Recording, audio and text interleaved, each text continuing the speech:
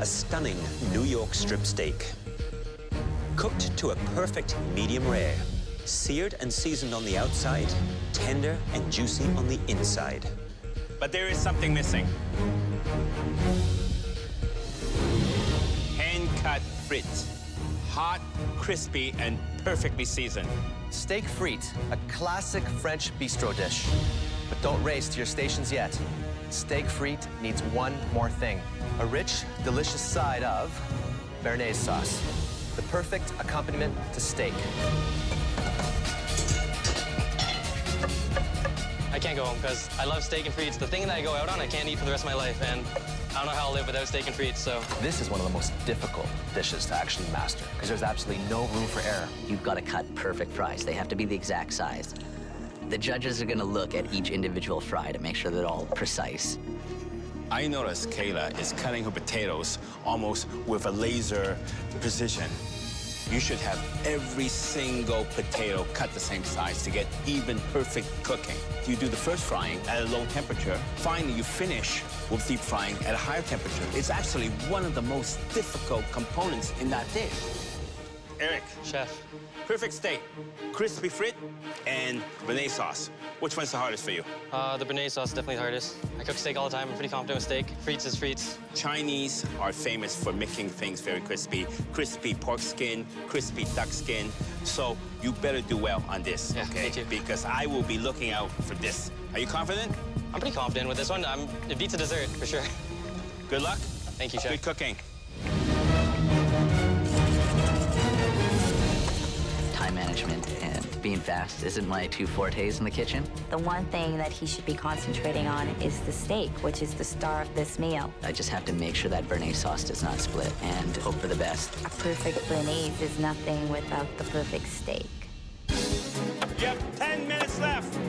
Eric's basting is flawless. It's amazing. He's cooking that steak like a professional chef. Steak goes in, and I'm just praying it's getting a good sear. I hear the sizzle, so that's a good sign. Like music to my ears. I look down at what should be my hot skillet, and the friggin' pan isn't searing hot. And like, that's rule number one for your steak. You want like a searing hot pan. So I'm kind of in the weeds at this point about my steak. So I'm thinking, put it in the oven. The oven's at 325 right now. If you give it 5 minutes in there, it should cook all the way through. Mike has his steak now in the oven. The steak's not thick enough to be in an oven. I would have it on top of the stove where you can see it, watch it carefully. I'm basting the steak with butter, and all I'm thinking is do not freaking overbaste this steak. The home cooks are racing to finish a classic bistro dish, steak frite with béarnaise sauce. The person with the weakest dish will be going home. Final 2 minutes. You should be plating. There's only 3 components on the plate. They all have to be perfect. Everything has to kind of come together in harmony in order to be a delicious experience. Otherwise, you're gonna have cold frites, hot steak, béarnaise sauce, which is thick and gloopy. You don't want that. 3, 2, 1. Hands up. Time's up, and I'm like, yes, got it all down. It was really close to get those fries down, but I'm actually feeling pretty good about it. I have no idea how my steak is cooked on the inside. It could be raw, it could be overcooked. I'm not overly confident right now. I don't know if I've done enough to make it to the top 4. I finished everything. My sauce tastes great, my fries are perfect, and I believe my steak's a perfect medium rare. I can't go home. I really can't. So, Eric, what am I going to see when I cut your steak open? Perfect medium rare, Chef. That's pretty confident.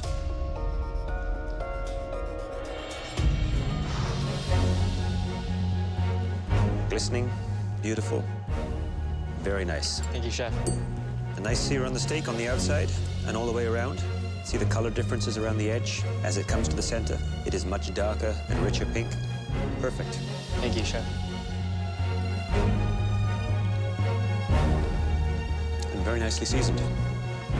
That's about as good as it gets on a steak. Eric, looks very impressive. If that came to me in a restaurant, I would be a happy man. Thank you, Chef. French fries, that's nice. That's consistency. That's uniform. But then we're the crispy expert, right? Yes, Chef. I can basically almost, hear the crunch. I would give this a very good pass. Thank you, Chef. Maybe a bit more. We're seeing both Jeremy and Mary cooking with a lot of heart and soul, but the dishes are complete polar opposites. One is modern Asian, and the other dish is very old school, very homey. I don't eat meat. So surf and turf, it's definitely a risk. But I came here to take risks and win MasterChef Canada. Mary has been so good with meat, I sometimes forget she's a vegetarian. When I'm cooking meat, I need to go by eye and smell and feel. This pressure is insane.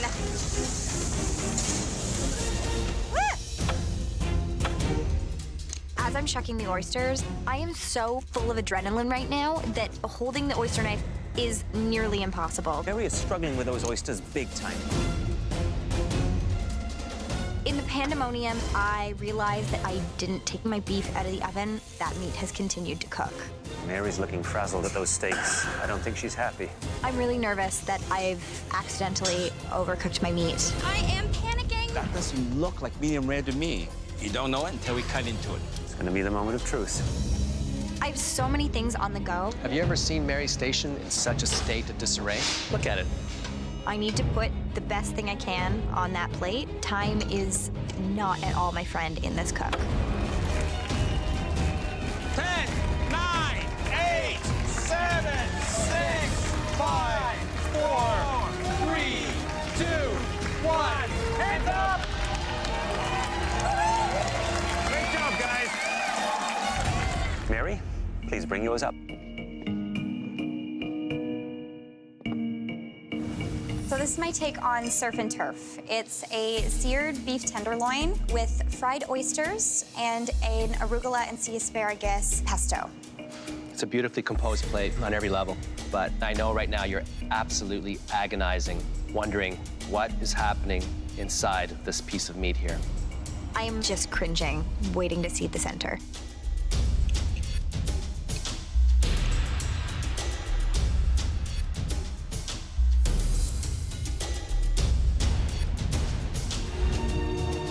Perfect medium. All right, let's dig in.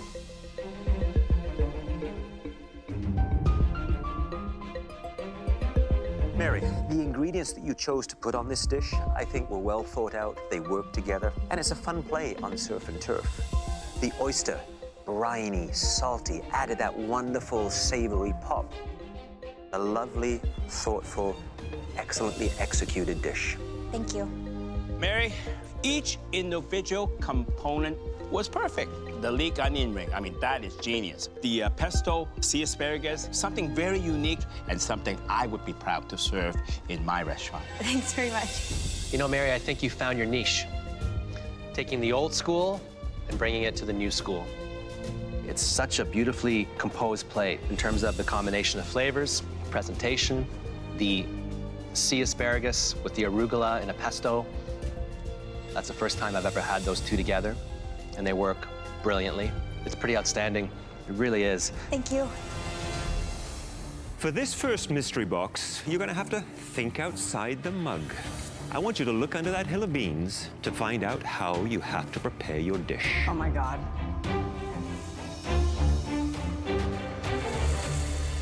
This says Savory, and my heart sinks and drops. The recipes that were going through my mind were only dessert recipes. I'm so happy I don't see the word savory. Personally, I wouldn't want coffee in savory food. As you can see, half of you will be going sweet, while the rest of you will be going savory.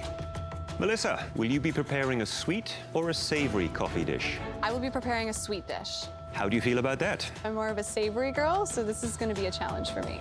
Kagan, did you get what you wanted today? I did indeed. I got savory and I got coffee. Could use a little more coffee. So you're feeling confident? I'm feeling very confident, Chef. I have a feeling confidence isn't an issue with you. I have a feeling that you're right, Chef. The judges told me that I'm confident. I want to show them that there's some truth to that. I'm making a coffee-crusted steak with smoked artichokes and a creamy coffee celeriac puree. This is my first chance to make a huge impression with the judges, and the only way I can do that is if they're tasting my food. Oh, yeah. Michael G., so you got savory. I did. So what are you working on? Tell me. I'm making a smoked coffee vinaigrette, and I have a coffee-encrusted steak pairing up with a smoked cream. Any concerns that you might have too much coffee overpowering your dish? I'm just trying to show coffee in a variety of ways and elevate this. Taste as you go. Hope it all comes together, and good luck. Cheers, thank you. The judges are for sure going to notice me today. They're going to be watching me work in this kitchen like I'm a chef. Shoot. Michael G has a few problems. Not looking good. I need to get this thicker. My puree is thin, and I'm running out of time. It's not thickening up. The flavors aren't there. I have to do something to fix this puree. I decide I need a thickener. I add a little parm, a little bit of goat cheese. Then I realize coffee is what this challenge is about. So I just made a little cheesecloth pot of some fresh coffee beans, and I'm just gonna let it kind of sit inside my puree just to infuse some of its flavors. 1 minute, you have 1 more minute left, 1 minute. Oh, this is gonna be close. There we go. Oh, yeah, baby, that's good. Oh my God, my plating looks awful. 10, 9, 8, 7, 6, 5, 4, 3, 2, 1, hands up! Amazing job. Incredible. We did it. Kagan, bring your dish up to the front, Kagan. I mean, the first challenge, and I'm going up, and the judges are going to taste my food. Like, what? I've got a coffee-crusted steak, pureed celeriac, coffee, and a little condensed milk. Kagan, how do you think you made out? I think it's one of the nicer plates I've ever plated. Well, so do we. That's why you're here. What cook were you going for here? I was going for a medium rare. This is a little closer to medium, I think, but I believe it's going to be a nice cook. Let's see if you hit the target. That's beautiful. This makes me really happy. This makes me really happy. More importantly, though, how does it taste? Those flavors work so well together. The smoked Jerusalem artichoke, the seasoning on the beef. Competition has begun. Keegan, the dry rub. Tell me what's in there. You've got coffee, we've got star anise, and we've got fennel. Let me try that. What I'm seeing here is genius. I mean, you have quite a invasive spice on the steak, but you know something? That puree with the condensed milk neutralize it. I would be very proud of that being your first mystery box. I feel like the happiest person alive. Chef Alvin called me a genius. Only my mom does that. Michael G. I can't believe that I'm walking up. I'm goosebumps, my heart is racing. I'm actually on the verge of crying. Today I've made for you a coffee-encrusted spiced sirloin steak with a yam puree. We're fellow mathematicians. I must say, this equates to a very, very nice looking plate. Thank you very much.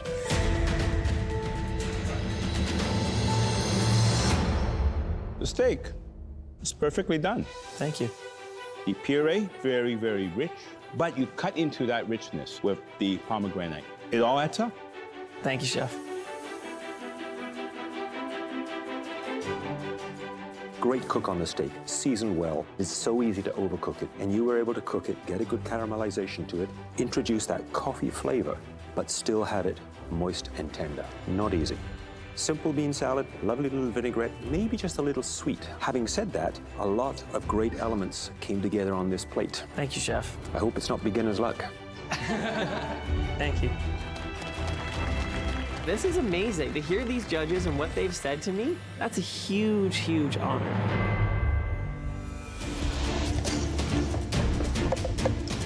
Which would be more difficult, making sweet or savory? I think when you think of stone fruit, peaches, plums, automatically you think sweet. For me, savory, of course.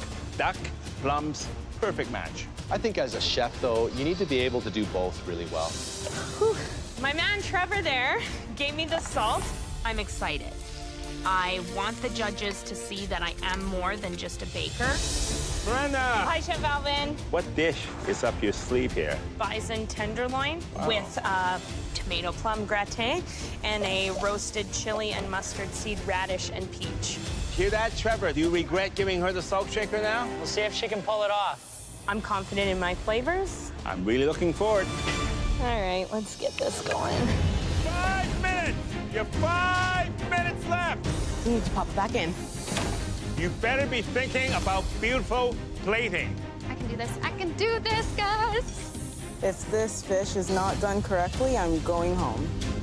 Looks like Miranda's Bison has a nice cook on it. Yeah. But she needs to start plating.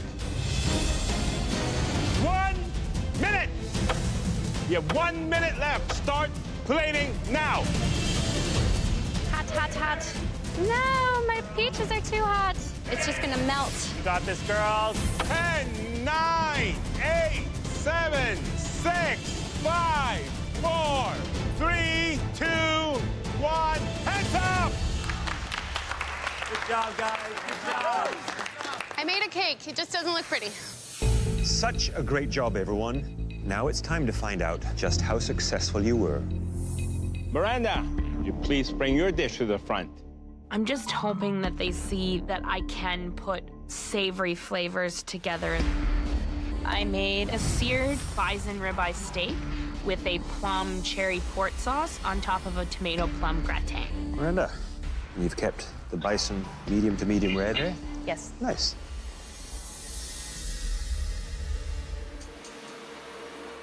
Delicious flavors. The freshness of the fruit, the tomatoes, the peach, the cherries, they work really, really well together. It makes the bison shine. It is tender, it is nicely cooked, and I think the seasoning is close to spot on. Thank you, Chef. Nice job, Miranda. Today I proved that sweet or savory, watch your back because I'm here to stay. I am making a New York strip loin, acorn squash puree, as well as a play on a teriyaki sauce. My advantage is I know what world-class food is. So I spent a lot of time in Japan a couple months ago. I went on a food trip, and I want to bring out those same flavors that I experienced there. Nice. Not bad for a first-timer. 2 minutes. You have 2 minutes left. You know, every chef has a unique style of plating. Looks like Jeremy's treating this like a replication challenge. He's doing exactly what you did. Well, I tell you, I don't want to see a direct copy.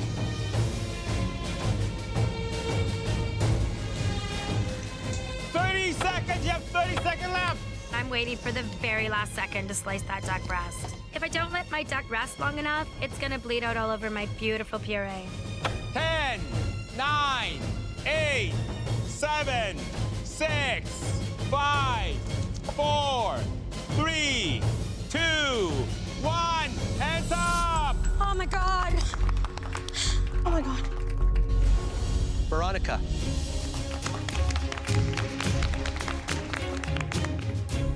I'm so thrilled. I have never made a puree before, so I hope they like it.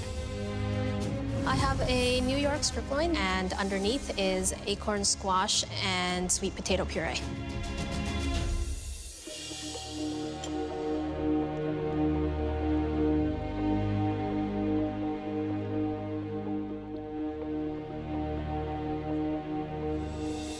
Nicely seasoned steak, it's nicely cooked. The puree is absolutely wonderful when it is that creamy and light and beautifully seasoned. The puree adds a wonderful gold background to it, but I do feel it's sort of one step away from being fully complete. Microgreens, that might have done it, just to give it one additional pop of color. Overall, you had a great idea, and you pulled most of it off. Thank you, Chef.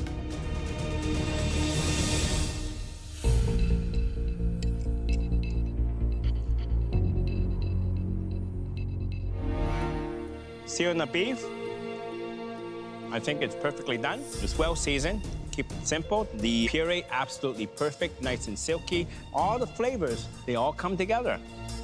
It's almost world class. Thank you, Chef.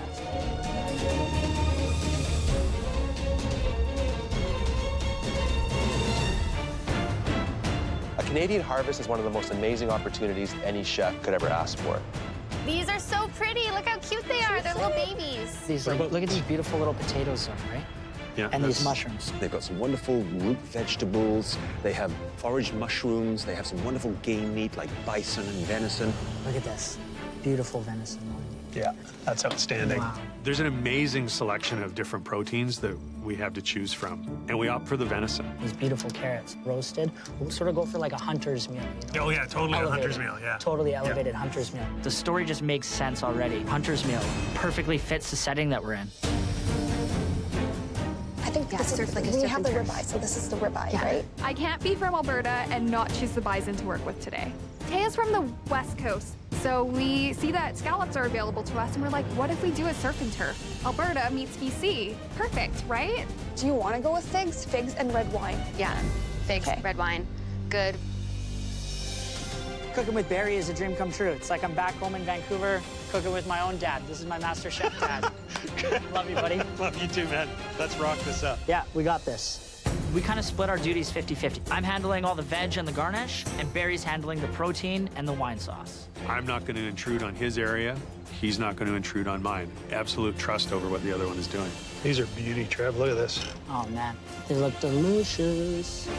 My dad is gonna love this demi-glaze. Hi there, May. Hi, Chef Michael. So what is it you're working on? I'm working on a truffled potato puree right now. I'm gonna mix in this really finely chopped truffle and then put it through a sieve. Good.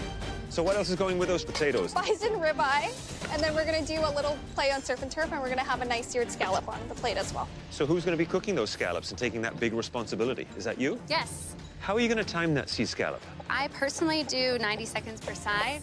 I like to do like 3 minutes on one side and then 1 minute on the other side. So we're just gonna see what works the best and then go from there. Interesting. I'll let you carry on. Thanks, guys.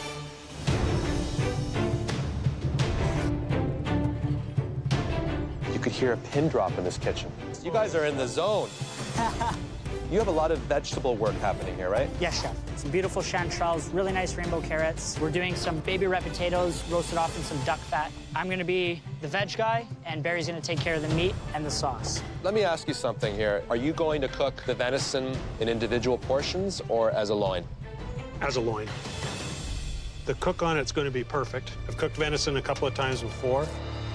Wow. Keep cooking. Absolutely, Chef. All right. Thank you, Chef. Thank you. I can cook protein like nobody's business. 5 minutes, you have 5 minutes left. And that went by fast. We want to see beautiful plates, 12 of them. There's a lot of moving parts to the blue team and the red team's dish. And there's only 2 cooks on each team. It's gonna be challenging. We're moving, we're moving. Our steaks are cooked nicely. All of our flavors taste really good. Our sauce worked out. I'm so glad we're not putting the scallop on the dish. No surf and turf for us. It is just turf. It's just gonna be turf now, but it's still gonna be delicious. Our dish is coming together exactly how we planned. Almost make like a half moon with the mushroom and the 2 potatoes, right? And then I'll follow in behind with the carrots. I'm really hoping that the families enjoy the meals that we put out for them. We really cooked with our hearts, and our flavors are there. The fact that my family's tasting my food, it's crazy. I'm more nervous of our family trying the food than the judges. I have no regrets. This is the most pride that I've felt since I've been here. Barry, servers are coming. I've been together with my wife for 11 years, and this is the best meal I've ever made her. Take them away.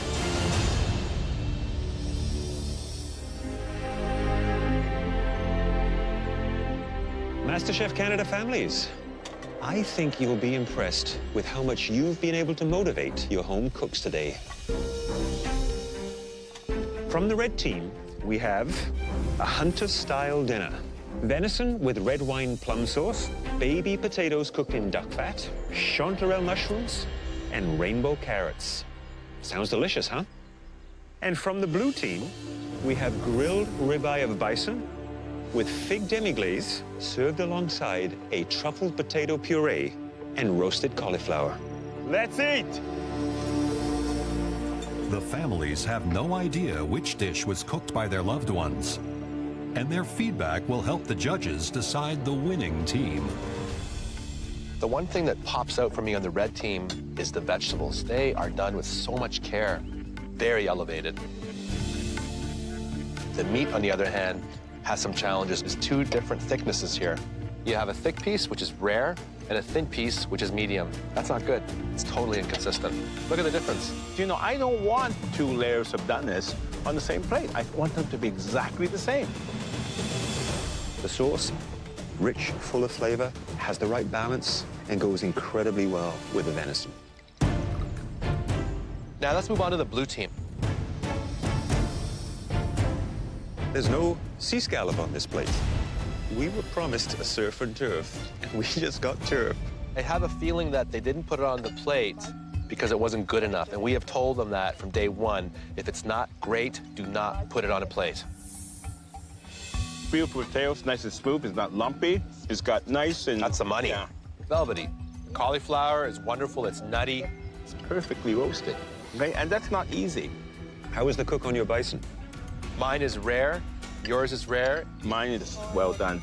I do not like my bison cooked this way. I think all things considered, when it comes to the cook on both the venison and that bison, they're pretty even. So how do you feel about the food, families? It's amazing when both plates were put in front of us. The presentation was just magnificent.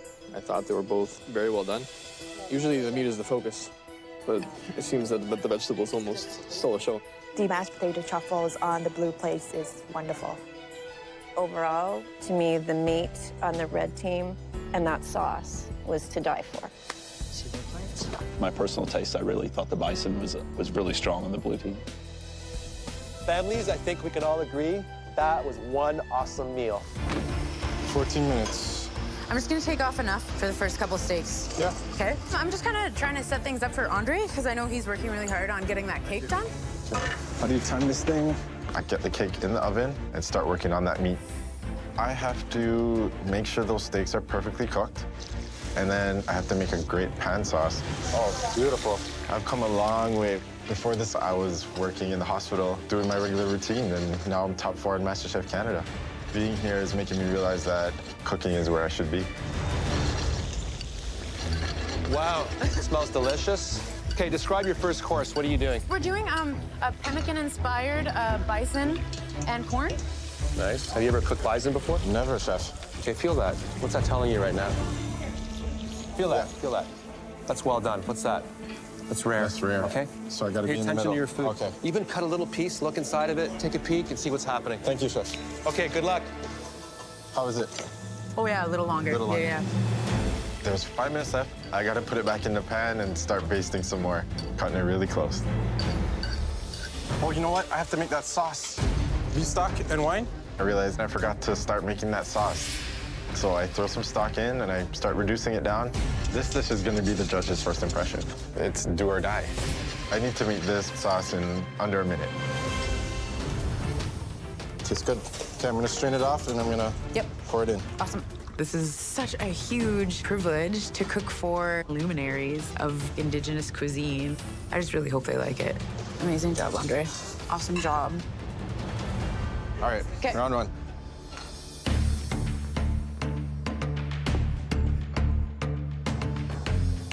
So what you have in front of you from the blue team is a corn chowder with smoked cheddar and corn fritter. And from the red team, a pemmican-inspired bison with corn. So please enjoy.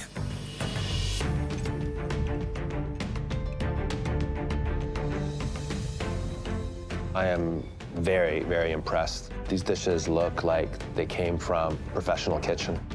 The red team, the pemmican-inspired corn. I'm a huge fan of Iroquois white corn, and it's front and center. It was incredible. I agree. On the red team, they've really done a good job with the white corn. You really do get the smokiness.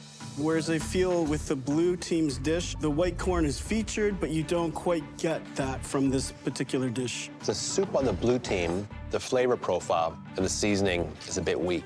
I think it needs to be amped up in the actual flavor of corn, something to just give it another layer.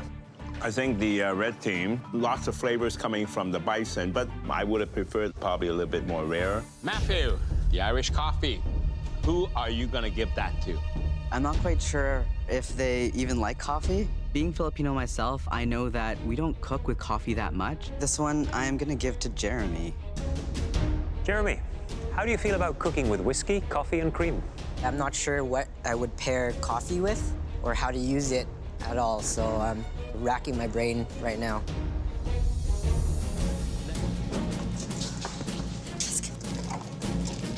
I open the fridge and the first thing that jumps out to me is steak. I know that people pair steak with coffee, so I'm gonna go for it.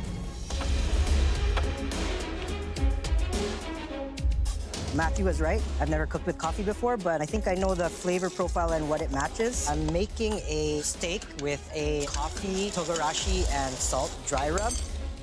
I'm gonna be part of the top 4 because I'm gonna try and show the judges that I can plate and make something delicious. I was really disappointed with the dish that I put out earlier, and I wanna show them that I can do better than that, so I'm gonna redeem myself with this savory dish. I'm not going down today. I'm a fighter, so I'm gonna keep fighting until I win. Jeremy, please bring your dishes up to the podium.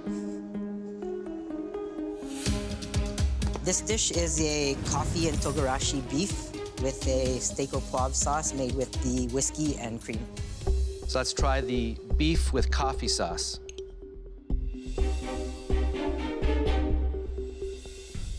It's delicious, absolutely delicious. Use the coffee to season the beef, right? Yes, dry rub with the togarashi and a lot of salt to counteract the bitterness of the coffee. That was really smart. I'm glad you did that. You know, Jeremy, this dish here, in terms of the presentation, is the best looking main course I've seen in this challenge. Thank you, Chef. I'm so proud of myself. I have a smile from ear to ear. Look at Andre. He's using a cake cooling rack on top of a gas burner. That's creativity. Today, I am making a Japanese-inspired grilled platter. I'm incorporating fire by making a fire pit next to my plate. I love the smokiness of cooking over a fire. I'm making beef ribeye, red miso sauce, a cauliflower sesame oil puree, and a ponzu marinated charred eggplant. Tessa is an Olympic athlete, and she's always putting on a great show, so I have to pull out all the tricks. Andre. Hi, Chef. We have Tessa, 3 times world champion, 3 gold medal. Are you inspired? Oh, I'm very inspired today, Andre. Chef. Hi, how are you? So nice to meet you. Nice to meet you, too. So what are you gonna do for your fire? I'm putting everything on the grill. I love my wife, and she's always taking me to Japanese grill houses, so I thought I'd honor her today. I've been admiring what's happening over here, but can I ask where you're finding the inspiration for the ice component? The ice component, let's just say it's gonna be a big bang. You're keeping a lot of this under wraps. Yes. I'm very intrigued. I can't wait to show you guys. Best of luck. Thank you. My surprise big bang ice element is dipping shiso leaves into liquid nitrogen. Shiso. My plate is gonna be extremely creative. This energy, I mean, it's so intense in here. These are the make and break moments when you're putting your plate together in the last minutes. I'm just sweating so much. It feels like I'm training like an Olympic athlete right now. These last couple elements are really going to be the wow of my dish, so it's go big or go home. I'm having a smoke effect going, a smoking puck, giving off a continuous stream of smoke around the plate. I plate my dulce ice cream pearls, and then I light the candle so it can melt down a little bit and have a bit of sauce on the plate. Artistically, I'm creating the look of a fire pit. I want flames. Love the creativity. I was wondering what the ice component would be. I think it's coming right now. I want sprinkles and sprinkles of shiso leaves shattered all over the entire plate. This is my only ice component, and it has to work. 10, 9, 8, 7, 6, 5, 4, 3, 2, 1. Hands up! Wow. So nervous for them. Hey, man. Andre, can you please bring up your dish? I call this steak by the fire. Sake marinated ribeye with ponzu marinated eggplant and sesame cauliflower puree. The presentation looks spectacular. The ice element was very theatrical. Let's see how it all goes together. Very tasty, very savory, beautiful cooked ribeye, lovely medium rare, and the flavor of that shiso leaf is unmistakable. Thank you, Chef. A dish that was well executed, well thought out, extraordinarily well presented. And what it says, is how far you've come. Wow. Thank you, Chef. Hi, how are you? I'm good. I have to say, I loved the choreography Yeah. with the shiso leaf. Thank you. Oh my goodness, so many textures come through.